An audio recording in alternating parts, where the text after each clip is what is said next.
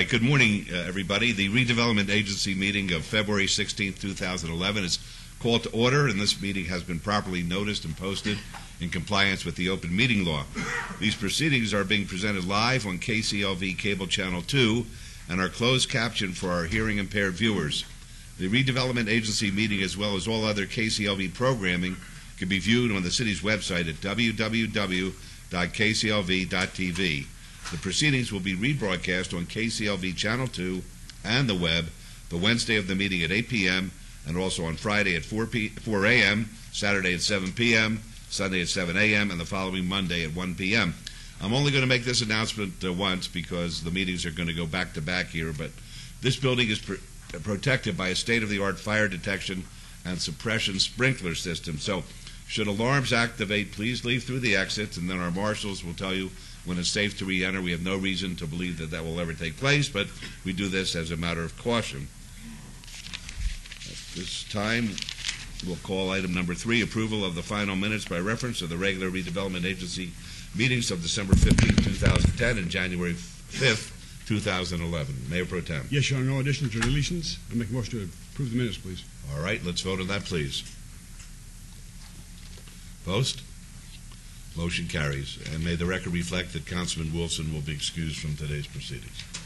Item number 4 is RA 1-2011, discussion and possible action regarding a resolution finding the project proposed by the Entertainment Visual Improvement Program, EVIP, agreement between the City of Las Vegas Redevelopment Agency, the RDA, and A.W. Ham III Trust owner and Insert Coins, LLC tenant and EVIP participant located at 512 Fremont Street, to be in compliance with and in furtherance of the goals and objectives of the redevelopment plan, and authorizing the execution of the EVIP agreement by the RDA. This is in Ward 5, and this item is related to Council Item 47.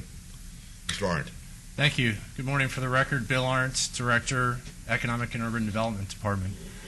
This item before you today is part of our visual improvement program, and as you can see, one of the goals of the program is to try to get vacant storefronts filled, and you see on the overhead a currently vacant storefront, 512 Fremont Street. A business by the name of Insert Coins is interested in taking occupancy of the space and is looking to invest $750,000 into the space to improve the space, including the interior as well as the exterior. Part of the VIP program is to improve the exterior. The improvements will include new canopy, new paint, electrical work, and new neon signage. Because it is in the Fremont East District, the business is eligible for a VIP matching grant of $75,000. The business will create 18 full-time jobs and 11 part-time jobs. This also is related to Council Item number 47. With me this morning is Christopher Laporte, who is the founder of Insert Coins, and I invite him to make a few remarks. Good, Mr. Laporte. Ladies and gentlemen of the council, thank you very much. Just very quickly, in addition to what you see here as a vacant spot, we plan on getting rid of all those windows as well and putting together kind of an artistic mural to go in tune with the Fremont kind of feel. You'll be representing a circuit board graphic, which will be added to that.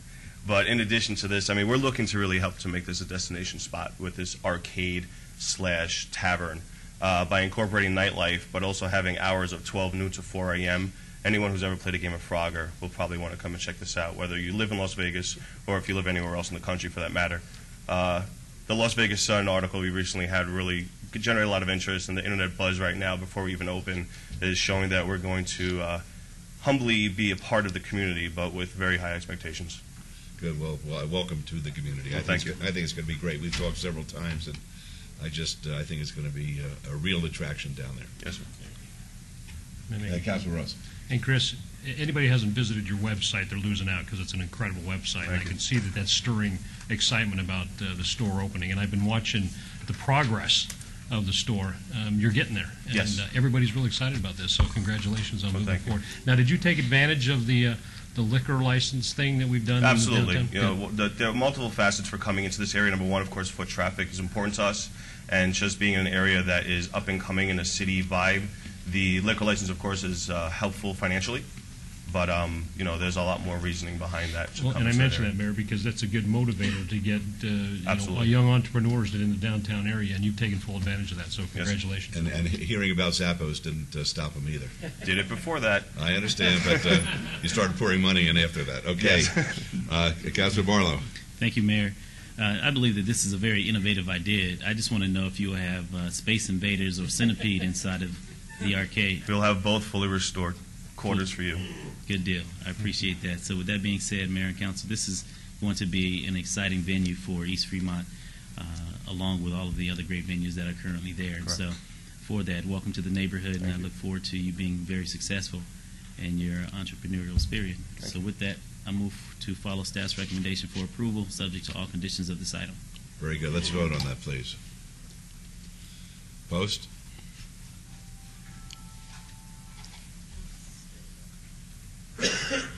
Motion carries. Thank you. Good luck. Thank you, everybody. Good luck. Item number 5 is RA2, 2011. Discussion and possible action regarding a resolution authorizing the execution and delivery of an amended and restated interlocal cooperative agreement by and between the City of Las Vegas Redevelopment Agency and the City of Las Vegas, Nevada, a political subdivision of the state of Nevada, concerning the Symphony Park Master Plan Development, formerly Union Park, and the Museum of Organized Crime and Law Enforcement at 300 Stewart Avenue, pursuant to which the city's Sanitation Enterprise Fund will loan the RDA an amount not to exceed $15,500,000 for the purpose of refunding the existing interfund loan from SEF to the Capital Improvements Fund of the city, and authorizing the execution of the interlocal cooperative agreement by the RDA and documents related thereto. This is in Ward 5, and this item is related to the City Council item number 49. Ms. Falder. Good morning. Candace Falder, Director of Finance. This item was for the construction of public improvements in the RDA area. It was funded with the proceeds of an existing interfund loan from the Sanitation Enterprise Fund to the Capital Projects Fund.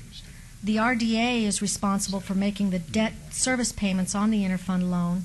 Therefore, it's been determined that the best way to facilitate the repayment of the obligation is to place the name of the RDA and make a revenue pledge against the obligation of the RDA. This will authorize that interfund loan housekeeping item. All right, thank you, Ms. Falder. Any questions of Ms. Falder? All right, Councilman Barlow. Thank you, Mayor. I would like, let me see. I will move to follow staff's recommendation for approval of this item, subject to all conditions. Okay, let's vote on that, please. Post.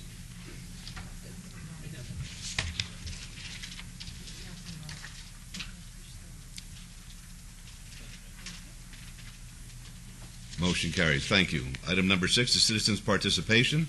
Public comment during this portion of the agenda must be limited to matters within the jurisdiction of the Redevelopment Agency. No subject may be acted upon by the Redevelopment Agency unless that subject is on the agenda and is scheduled for action. If you wish to be heard, please come up and give us your name, and we'll put the 3-minute timer on.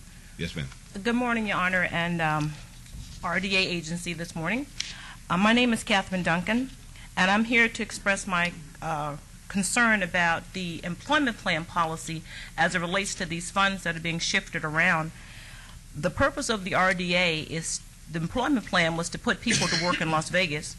It requires that 51% of the people hired in both the construction and in the permanent employment in the RDA come from the RDA area, citizens of Las Vegas, especially the veterans. I believe the law particularly talks about veterans.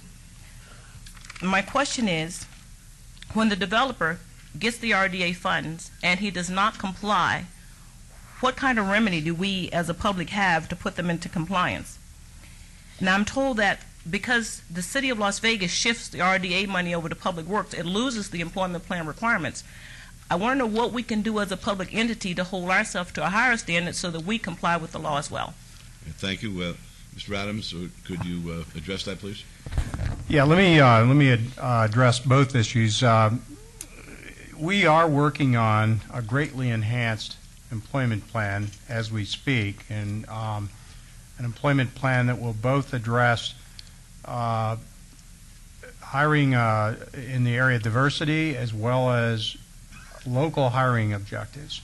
So we will be coming forward at some point in the near future with a new plan that I think addresses some of the concerns that have been expressed by various facets of the community about various aspects of what we've been doing as an agency.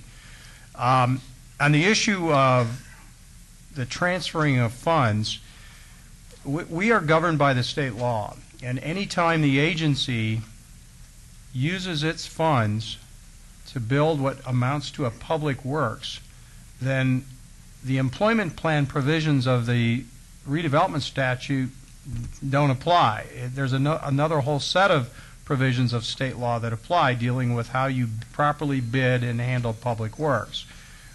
Our ability to control that is beyond our control and is governed by statute. So that's really all we can say on that. We've been doing our best to make it clear to the community that we have no control over how we use agency funds when it's used on a public work project. Thank you. So, Your Honor, then we're saying that the law precludes us from hiring Las Vegas residents to work on projects that are Las Vegas projects. No, that's not what was said at all. It doesn't preclude us, but your question was what remedy would be existent if, in fact, the employment plan was not followed. That was one of the questions, yes, sir. So I'd be happy to have you meet with our redevelopment agency director, Mr. Adams. He's happy to discuss this, show you the law, meet with our city attorney's office.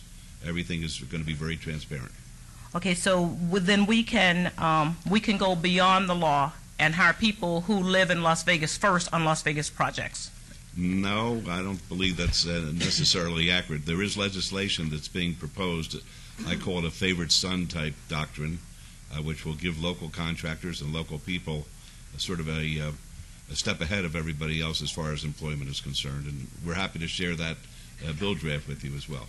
Thank you, Your Honor. Okay. Anybody else? All right. Seeing none, we'll move on to item number 7. And this is the agency member recognition. Would any member of the redevelopment agency care to speak at this time or be heard at this time? All right. Seeing none, the meeting is adjourned, and we'll start our city council meeting. How much time do you need?